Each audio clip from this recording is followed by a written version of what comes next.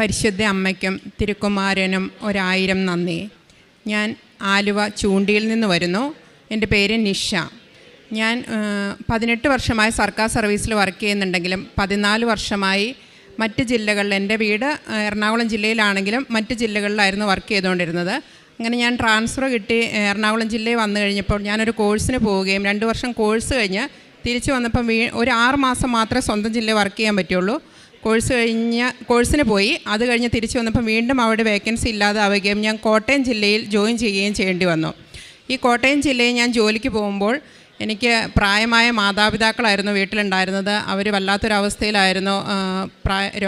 പ്രായം മൂലമുള്ള രോഗങ്ങളും പിന്നെ ആൻജിയോപ്ലാസ്റ്റി ചെയ്യുകയും മദറിന് ആൻജിയോപ്ലാസ്റ്റി ചെയ്യുകയും സ്ട്രോക്ക് വരികയും അങ്ങനെ ഒത്തിരി ബുദ്ധിമുട്ടുകൾ നേരിടേണ്ടി വന്നു. കൂടാതെ എനിക്ക് 3 കുട്ടികളുണ്ട്. ചെറിയ ആൾക്ക് 5 വയസ്സേ ഉള്ളൂ. അപ്പോൾ കുട്ടികളുടെ കാര്യങ്ങൾ നോക്കാൻ ആരുമില്ല. അങ്ങനെ ഒത്തിരി ബുദ്ധിമുട്ടുകളായിരുന്നു ഞാൻ കോട്ടയത്ത് പോയിട്ട് വരുമ്പോൾ. അപ്പോൾ ഈ ഒരു അവസ്ഥയിൽ ഞാൻ വഴിയിൽ വെച്ച് ഒരു ദിവസം എൻ്റെ കൂട്ടുകാരിയെ കാണാനിടയായി. അവൾ പുറത്താണ്. ആ കൂട്ടുകാരി അവിടെ ഓസ്ട്രേലിയയിൽ ചെന്ന് എൻ്റെ വേറെ ഒരു കൂട്ടുകാരിയോട് പറഞ്ഞു, നിഷയ്ക്ക് അവിടെ ഭയങ്കര ബുദ്ധിമുട്ടാണ്, അവൾ വല്ലാത്തൊരവസ്ഥയിലാണ് എന്ന് പറഞ്ഞു. അപ്പോൾ ആ കൂട്ടുകാരി ഓസ്ട്രേലിയയിൽ ഇരുന്ന് എന്നെ വിളിച്ച് പറഞ്ഞു, നീ എന്തുകൊണ്ട് നാട്ടിലായിട്ട് കൃപാസനത്തിൽ പോയി മാതാവിനോടൊന്ന് പ്രാർത്ഥിക്കുന്നില്ല? പണ്ടൊക്കെ നീ ഭയങ്കര മാതാവിൻ്റെ വിശ്വാസിയായിരുന്നല്ലോ പഠിച്ചുകൊണ്ടിരുന്ന കാലത്ത് എന്നൊക്കെ പറഞ്ഞു. അങ്ങനെയാണ് ഞാൻ കൃപാസനത്തിൽ, അതിന് മുന്നേ പലരും എന്നോട് പറഞ്ഞിട്ടുണ്ടെങ്കിലും ഇവിടെ വരണം എന്ന് എനിക്ക് തോന്നിയിട്ടുണ്ടായിരുന്നില്ല. അങ്ങനെ ഞാൻ ജൂലൈ മാസത്തിൽ കൃപാസനത്തിൽ വന്ന് ഉടമ്പടി എടുത്ത് പ്രാർത്ഥിച്ചു. അപ്പോൾ ഇവിടെ വന്നു കഴിഞ്ഞപ്പോൾ തന്നെ എനിക്ക് തോന്നി എനിക്ക് മാതാവിനെ അന്ന് എടുക്കാനായിട്ട് പറ്റി. മാതാവിനെ രൂപം കൊണ്ടായിരുന്നു ഞാൻ ഇങ്ങോട്ട് വന്നത്. അപ്പം ഭയങ്കര ഒരു വിശ്വാസം തോന്നി, മാതാവ് എന്താണെങ്കിലും എനിക്ക് എൻ്റെ ഏറ്റവും വലിയൊരു ആവശ്യം മാതാപിതാക്കളെ കെയർ ചെയ്യാനും കുട്ടികളുടെ കാര്യങ്ങൾ നോക്കാനും എങ്ങനെയെങ്കിലും, കാരണം വെളുപ്പിനെ 4:30 വീട്ടിൽ നിന്ന് പോയി വൈകിട്ട് ഒരു 6:30 ആവും ഞാൻ വീട്ടിലെത്താൻ. ഷിഫ്റ്റ് മാറി വരുന്നതനുസരിച്ച് ചിലപ്പോൾ എനിക്ക് വീട്ടിൽ തിരിച്ചെത്താൻ കഴിയില്ല. അപ്പം നടുവിലത്തെ മോൾക്കൊക്കെ ഭയങ്കര സങ്കടമായിരുന്നു, അമ്മേനെ ഒന്ന് കാണാൻ പോലും കിട്ടുന്നില്ലല്ലോ എന്നൊക്കെ. അപ്പം ഞാൻ ഇവിടെ വന്ന മാതാവിനോട് ഇതൊക്കെ കരഞ്ഞ് പ്രാർത്ഥിച്ചപ്പോൾ ഉറപ്പായിട്ടും അത് സാധിച്ചു കിട്ടുമെന്നൊരാഗ്രഹമുണ്ടായിരുന്നു.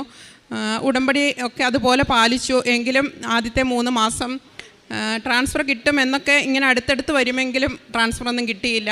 രണ്ടാമത് ഞാനിവിടെ വന്ന് ഉടമ്പടി പുതുക്കി കഴിഞ്ഞ് യൂട്യൂബിൽ എന്നും അച്ഛൻ്റെ ധ്യാനം കൂടുമായിരുന്നു. അപ്പോൾ അങ്ങനെ ധ്യാനം കൂടുമ്പോൾ അച്ഛൻ പറയാറുണ്ടായിരുന്നു, നമ്മൾ പ്രേക്ഷിത പ്രവർത്തനം ചെയ്യുമ്പോൾ പത്രമൊക്കെ കൂടുതൽ നമ്മൾ ഇത്ര പത്രം തന്നെ കൊടുക്കുക എന്നും അത് വളരെ വിഷമത്തോട് കൊടുക്കുക, അങ്ങനെയൊന്നും ചെയ്യരുത് എന്ന് പറഞ്ഞു.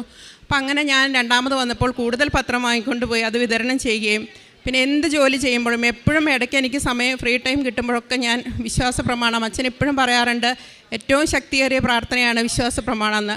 അതനുസരിച്ച് വിശ്വാസ പ്രമാണം എപ്പോഴും ചെല്ലുമായിരുന്നു. എപ്പോഴാണ് എനിക്ക് എൻ്റെ മനസ്സ് ഫ്രീ ആണെന്ന് തോന്നുന്ന സമയത്തൊക്കെ ഞാൻ വിശ്വാസ പ്രമാണം ചൊല്ലി പ്രാർത്ഥിക്കുമായിരുന്നു. അപ്പം അങ്ങനെ ചെയ്തതിൻ്റെ ഫലമായിട്ട് ഞങ്ങളുടെ ഒരു സംഘടന വഴി മാതാവ് തന്നെയാണെന്ന് ഞാൻ വിശ്വസിക്കുന്നു. ഒരു സ്ത്രീ മാതാവിനെ പോലെ കാണാൻ അതുപോലെ തന്നെയുള്ളൊരു സ്ത്രീ ഇടപെട്ട് അപ്രതീക്ഷിതമായി അവരിങ്ങോട്ട് വിളിച്ചു ചോദിച്ചു, നിഷ ഇങ്ങനെ ട്രാൻസ്ഫറിന് റിക്വസ്റ്റ് കൊടുത്തിരുന്നോ എന്ന് ചോദിച്ചു. അങ്ങനെ മാതാവിൻ്റെ പ്രത്യേക മാധ്യസ്ഥതയിൽ എനിക്ക് ട്രാൻസ്ഫർ ലഭിക്കുകയും കഴിഞ്ഞ മാസം ഫെബ്രുവരി 3-ാം തീയതി ഞാൻ എറണാകുളത്ത് ജോയിൻ ചെയ്യുകയും ചെയ്തു. ഞാനും എൻ്റെ കുടുംബവും ഉറച്ച് വിശ്വസിക്കുന്നു മാതാവ് ചെയ്തു തന്ന വലിയൊരു അനുഗ്രഹമാണ് ഇതെന്ന്. അപ്പം അതിനെ മാതാവിനോടും തിരുക്കുമാരനോടും ഒരുപാട് നന്ദിയുണ്ട്.